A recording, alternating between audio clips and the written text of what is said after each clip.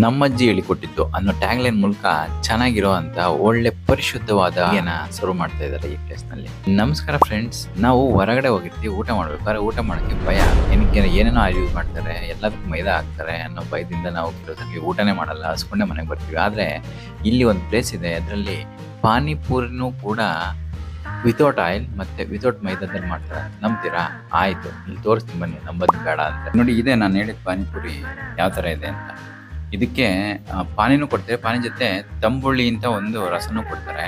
ಅದು ಸಾಕಾಗಿರುತ್ತೆ. ಅದು ಮಜ್ಜಿಗೆ ಮತ್ತೆ ಮೊಸರಿಂದ ಮಾಡೋಂಥದ್ದು.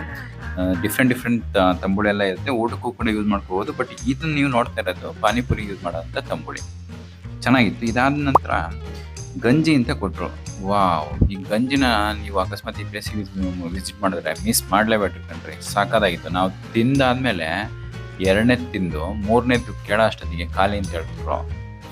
ಅಷ್ಟು ಚೆನ್ನಾಗಿತ್ತು. ಅದ್ರ ಜೊತೆ ಒಂದು ಕಾಳು ಕೊಟ್ಟಿದ್ದಾರೆ ನೋಡಿ, ಈ ಕಾಳು ಕೂಡ ತುಂಬಾ ಚೆನ್ನಾಗಿತ್ತು. ಇದಾದ ನಂತರ ನಾವು ಟ್ರೈ ಮಾಡಿದ್ದು ಬಾಳೆ ದಿಂಡಿನ ಕೋಸಂಬರಿ. ಇದು ಕೂಡ ಸಾಕಾಗಿತ್ತು. ನಾವು ಫಸ್ಟ್ ಟೈಮ್ ತಿಂದಿದ್ದನ್ನ ಚೆನ್ನಾಗಿತ್ತು, ಚೆನ್ನಾಗಿ ಮಾಡಿದ್ವಿ. ಇದಾದ್ಮೇಲೆ ನಾವು ಟ್ರೈ ಮಾಡಿದ್ದು ಉಂಡೆ ಕಡುಬು ಅಂತ. ಈ ಉಂಡೆ ಕಡುಬು ಕೂಡ ರವೆ ಮತ್ತು ಅಕ್ಕಿ ಇದರಲ್ಲಿ ಪೌಡರ್ ಮಾಡೋದಂತೆ. ತುಂಬಾ ಚೆನ್ನಾಗಿತ್ತು. ಇದಕ್ಕೆ ಚಟ್ನಿ ಮತ್ತು ಪಲ್ಯ ಕೊಟ್ಟಿದ್ರು, ಚೆನ್ನಾಗಿತ್ತು.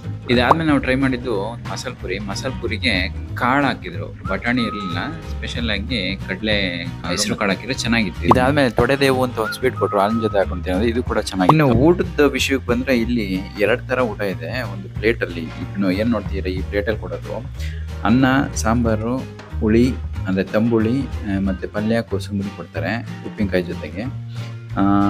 ಇದು ಬಿಟ್ಟರೆ ಬಾಳೆದೆಲೆ ಊಟ ಕೊಡ್ತಾರೆ. ಬಾಳೆದೆಲೆ ಊಟ ಸ್ಪೆಷಲ್ ಏನಂದರೆ ಅದಕ್ಕೆ 200 ರುಪೀಸು.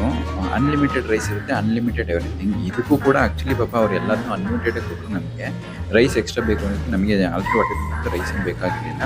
ಸೊ ತಂಬುಳಿಗಳು ನೋಡಿ ಯಾವ್ಯಾವ ಕೊಡ್ತಾರೆ ಅಂದರೆ ಜೀರಾ ತಂಬುಳಿ ಕೊಟ್ಟರು, ಒಂದು ಜೀರಿಗೆದು, ಇನ್ನೊಂದು ಮೆಂತ್ಯ ತಂಬುಳಿ, ಇನ್ನೊಂದು ಒಂದು ಸೊಪ್ಪಿಂದು ಯಾವುದೋ ಸೊಪ್ಪಿನ ಹೆಸರು ಹೇಳಿದ್ರು, ಆ ಸೊಪ್ಪಿನ ತಂಬುಳಿ ಇತ್ತು. 3 ಥರದ ತಂಬುಳಿ ಇತ್ತು ಅವತ್ತು ನಾವು ಊಟಕ್ಕೆ. 3 ಕೂಡ ಚೆನ್ನಾಗಿತ್ತು, ಹೆಲ್ದಿಯಾಗಿತ್ತು. ಪ್ಲೇಸ್ ಹೆಸರು ಏನಂತ ಹೇಳಿದ್ರೆ ತಂಬುಳಿ ಮನೆ ಅಂತ. ಜಯನಗರದಲ್ಲಿದೆ, ಮಲ್ಲೇಶ್ವರಮಲ್ಲಿದೆ, ಇನ್ನು 12 ಬ್ರಾಂಚ್ಗಳಿದೆಯಂತೆ. ನೀವು ಕೂಡ ಈ ಜಾಗಕ್ಕೆ ಭೇಟಿ ಮಾಡಿ ಈ ಸಾಂಪ್ರದಾಯಿಕ ಫುಡ್ನ ಒಂದ್ಸಲಿ ಟೇಸ್ಟ್ ಮಾಡಿ ನೋಡಿ. ಈ ವಿಡಿಯೋ ಇಷ್ಟ ಆದರೆ ಲೈಕ್ ಮಾಡಿ. ಧನ್ಯವಾದಗಳು.